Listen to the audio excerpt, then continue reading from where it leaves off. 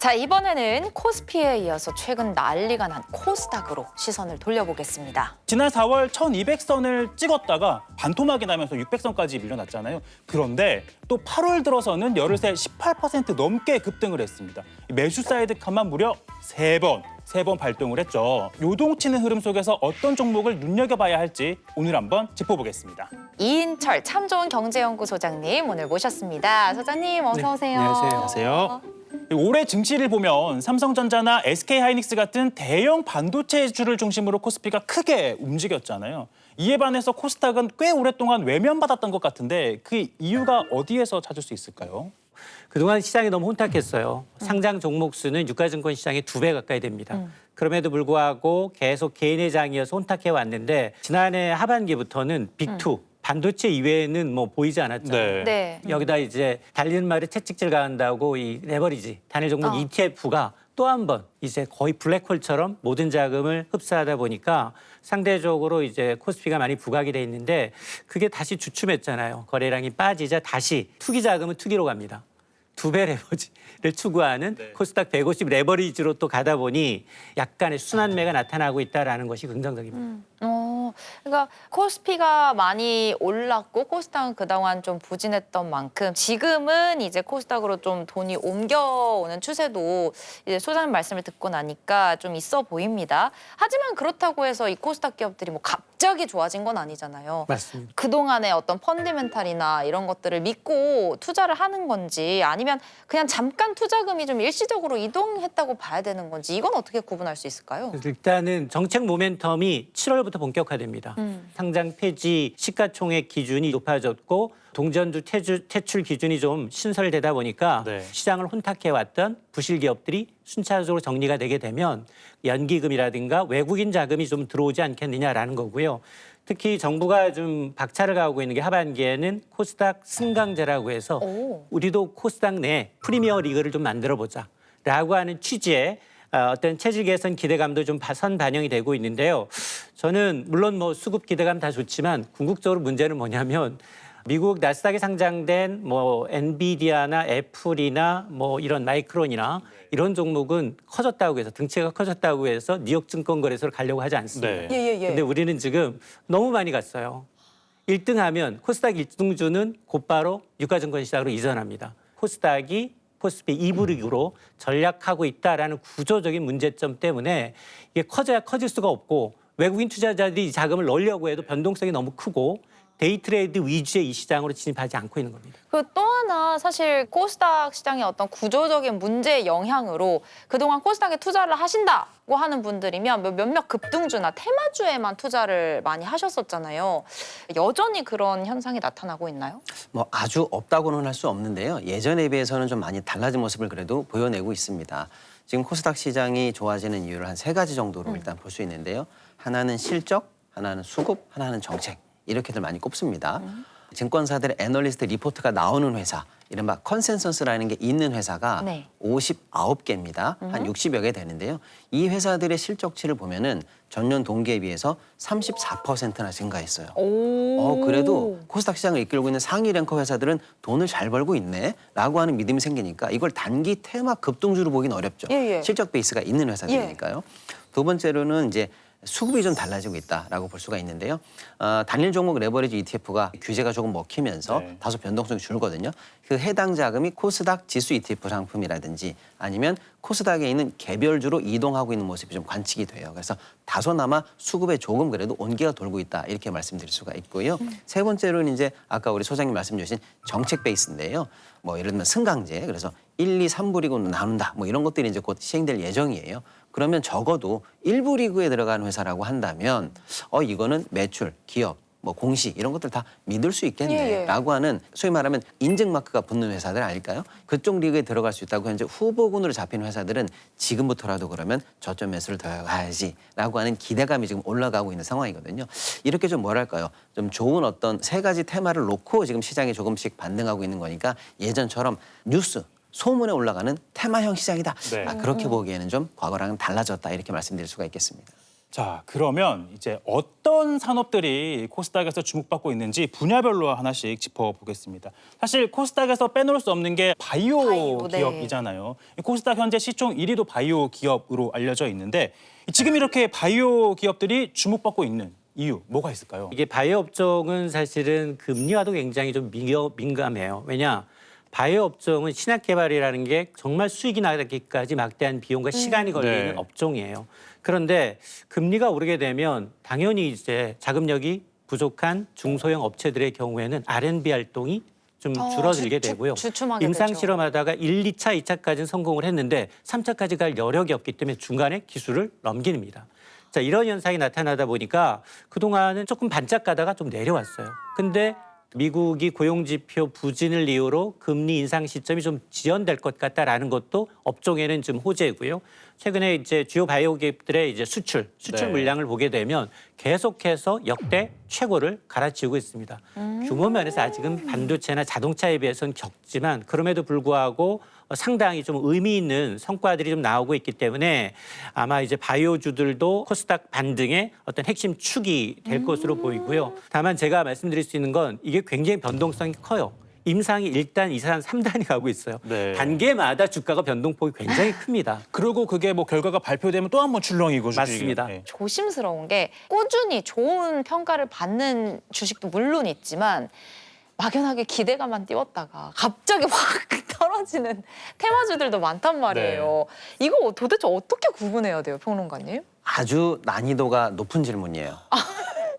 일단은 포기할까요, 그냥 저? 그래서 사실은 어렵습니다. 네. 그래서 정말로 기술이 있느냐 아니면 기술이 있다고 소문만 난 회사냐. 한마디로 찐이냐 아니냐. 이거를 구별을 하셔야 됩니다.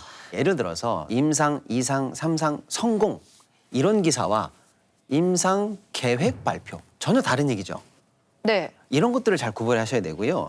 그다음에 기술 수출 가능성. 네. 가능성이라는 건 아직 아무것도 아니라는 뜻일 수도 있잖아요. 기술 수출한다가 그렇죠. 아니라 가능성이 있다는 안 그래서 된다. 기술 수출 가능성 이런 용어보다는 실제로 수출해서 계약금이 얼마 들어오고 있고 마일스톤이 얼마 들어오고 있는지와 같이 딱딱 장부에 꽂히는 현금이 있느냐 이런 걸 보셔야 되고요.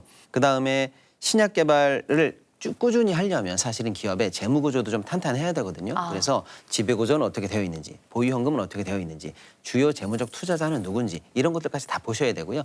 경영진에 진짜 유능한 의료 전문가들이라든지 바이오 전문가들이 있는지 이런 것도 좀 잘 보셔야 됩니다.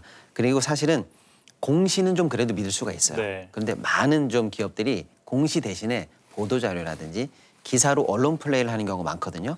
이거는 사실은 안 지켜도 법적 책임이 없죠. 그래서 공시와 뉴스 이 차이도 잘 보실 수 있어야 됩니다. 이런 걸 언제 다 해라고 해서 좀 어렵습니다만은 만약에 이 문제를 풀어낸다 그러면 또 열매도 더 달콤할 수도 있죠.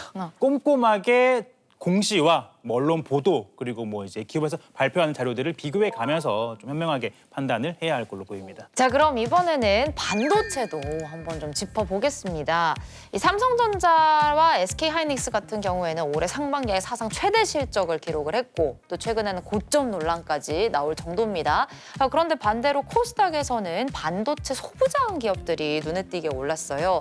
이 대형 반도체주에 몰렸던 자금이 소부장 쪽으로 흘러왔다고 봐야 되는 건지 궁금합니다, 평론가님. 반도체는 삼성전자, 하이닉스 같은 원투펀치 큰 회사들이 잘 나가는 게 제일 중요합니다. 지금 그 회사들 상황이 좋아요.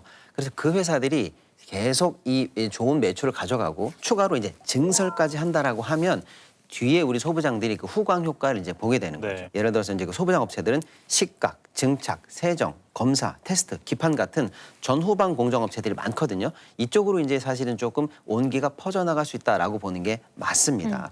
특히 이제 코스닥에는 이런 소부장 업체들이 집중돼 있거든요. 그러다 보니까 대형 반도체 기업이 설비 투자를 늘릴 때 코스닥으로 온기가 넘어오고 이 회사들이 속한 섹터 ETF까지 같이 올라가는 그래서 수급이 선순환하는 이런 모습을 지금 보일 수가 있다 이렇게 볼 수가 있습니다.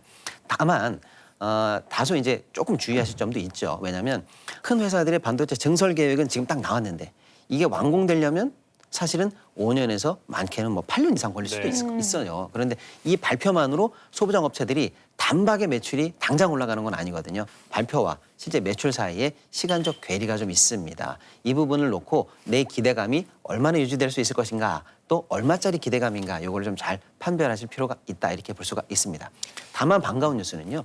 기존에 이런 흐름은 원래 있었는데 최근에 정부가 3대 메가 프로젝트를 가동하면서 또 대통령께서 직접 나서서 속도전이 아니다, 전격전으로 하자라고 해서 일본의 구마모토 사례처럼 우리도 빨리 해보자라고 했거든요. 구마모토에는 TSMC가 진출하면서 첫 삽을 뜨고 공장이 완성되는 데까지 1년 10개월밖에 안 걸렸어요. 그래서 앞으로 이 3대 메가 프로젝트는 과거랑은 좀 다르게 좀 그 기간을 단축하면서 실제 소부장 업체들에게 매출이라든지 수주가 좀 더 빨리 잡힐 수 있지 않을까라는 기대감이 높아지고 있는 상황입니다. 그러니까 일단 뭐 일종의 낙수 효과가 있는 거는 뭐 현실인데, 하지만 또 투자를 할 때 있어서는 그런 장기간에 진행되는 프로젝트를 좀 고려해야 된다, 이런 말씀하셨는데, 소장님이 보시기에 이 코스닥에 상장된 뭐 AI 반도체 소부장 기업들 볼 때 어떤 점을 좀 유의해서 봐야 될까요? 저는 일단 우리나라에는 황금알을 낳는 거위가 2개가 있다라고 생각을 하거든요. 네. 일단 가장 크게 수혜를 보고 있는 건 HBM의 독점력을 갖고 있는 이제 삼성전자, SK하이닉스입니다. 예. 물론 범용 제품은 중국이 우리랑 뭐 따라올 정도로 굉장히 기술력이 좋아졌다고 하지만 HBM과 같은 고부가치 면에서는 기술력이 떨어집니다. 그러니까 이 시장은 계속 갈 수밖에 없다. 다만 삼성과 SK하이닉스가 반도체 기업에 AI형 메모리를 투자를 하겠다, 첨단 패키지 투자를 늘리겠다라고 하면 전공정인지 후공정인지 재료인지 여러 가지이기 때문에 이게 실제로 AI 관련이라고 해서 나는 기업이다라고 해서 딱 이제 투자하기보다는 그 기업이 실제 수주가 늘어나고 있는지, 매출과 기업의 이익이 늘어나고 있는지를 봐야 되는 거고요. 아마 핵심은 AI 투자가 늘어났다는 뉴스가 아니라 과연 그 돈이 실제로 내가 투자하는 기업의 매출과 영업이익으로 이어지는지를 보고서 투자를 하면 됩니다.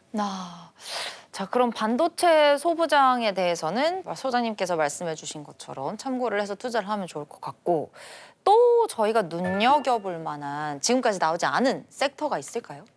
그게 아마 코스닥의 2번째로 비중이 높은 게 2차 전지 배터리일 거예요. 이 계륵과 같은 존재인데요. 캐즘이라고 해서 전기차가 수요가 좀 둔화되고 있어요. 미국 같은 경우에는 친환경 정책을 지금 반하는 정책을 하면서 어쨌든 2차 전지 업종이 중국의 추격과 더불어서 상당히 좀 부진한 게 사실이었습니다. 그런데 최근에 새로운 어떤 물꼬를 좀 트고 있는 게 단순히 전기차만의 영역이 아니다라는 겁니다. 우리가 AI 데이터 센터를 구축한다든가 굉장히 전기 먹는 하마라고 하는 기반을 하기 위해서는 기하급수적인 전력 소비가 필요합니다. 자, 그러다 보니 안정적이고 고성능인 배터리 에너지 저장 장치인 이제 ESS가 좀 굉장히 곽광을 받고 있는데요. 여기에다가 이제 꿈의 에너지 배터리라고 불리는 전고체 배터리도 상당히 좀 유효해요. 우리가 전고체 배터리라는 건 3가지를 만족시킵니다. 화재, 위험성을 낮춰주고 주행거리를 더 넓혀주고 충전 속도를 더 빠르게 하는 특징이 있어요. 이런 것들에 대한 기술력은 우리가 압도적으로 높거든요. 아마 2차 전지는 사실은 이제 기대감을 따라가기보다는 실적이 정말 회복되는 시간이 좀 필요하기 때문에 옥석 가리기는 저는 진행될 거라고 봅니다. 사실 2차 전지 업체들이 좀 오랫동안 실적 부진을 겪으면서 이제 2차 전지는 끝났다는 말도 있었는데 또 그건 아닌가 봐요.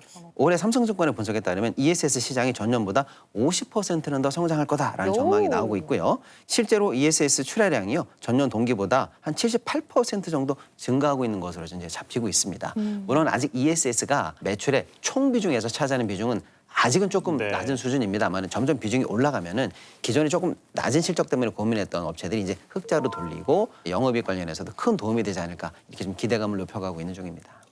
2차 전지 산업, 그리고 뭐 AI 반도체 소부장 기업, 그리고 아까 말씀드렸던 바이오 산업처럼 뭐 코스닥에 여전히 기회가 많이 있다라는 건 알겠습니다.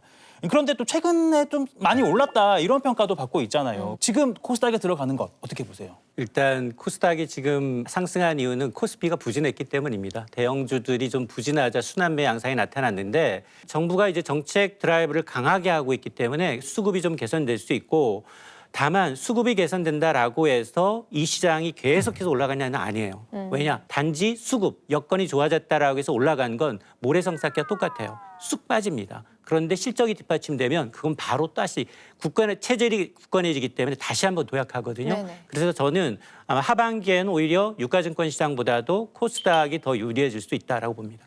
그러니까 상승 여력은 충분히 있다. 다만 조건은 실적이 뒷받침되어야 한다라고 하셨는데 우리 평론가님 예상은 어떠신가요? 방금 말씀 주신 것처럼 일단 수급이 좀 돌아와야 되는데요. 개인 수급보다는 이제 하반기에는 기관 수급이 좀 확실하게 돌아올 거라고 예상은 되고 있습니다. 특히 이제 연기금 같은 장기 투자 자금이 들어와야 되는데요. 정부가 연기금이 코스닥에 투자할 수 있도록 규정을 바꾸고요. 코스닥에 투자하는 것을 성과에 반영하겠다라고 해서 구조적으로 연기금 자금이 흘러들어올 수 있는 지금 루트를 마련한다라는 거거든요. 그렇게 되면 확실히 수급이 좋아지죠. 그다음에 아까도 얘기가 나왔습니다마는 코스닥이 사실은 좋은 기업도 많습니다만 부실 기업도 좀 네. 많아요. 이거를 좀 개인들에게 그동안은 알아서 솎아내십시오라고 했는데 너무 난이도가 높은 질문이었죠. 근데 이걸 이제 정부가 골라준다라는 거거든요. 그렇게 시장이 조금 더 뭐랄까요 정제된 후에 들어가신다면 다소 지금보다 안전한 상황에서 투자할 수 있지 않을까 이런 기대감이 다 반영된다면 하반기에 천선은 회복할 수 있다는 게 지금 현재 지배적인 전망이니까요. 지금보다는 약 20% 정도의 상승 여력은 적어도 충분히 가지고 있다. 이렇게 좀 기대는 하셔도 좋을 것 같습니다. 네, 전문가 두 분께서 말씀해 주신 것처럼 우리 코스닥 시장 쉽게 말해서 뭐 기회와 리스크가 함께 있는 상황이라고 봐야겠죠? 네, 맞습니다. 이 뜨거운 코스닥 시장 그 어느 때보다도 옥석을 가리는 신중한 안목이 필요한 때인 것 같습니다.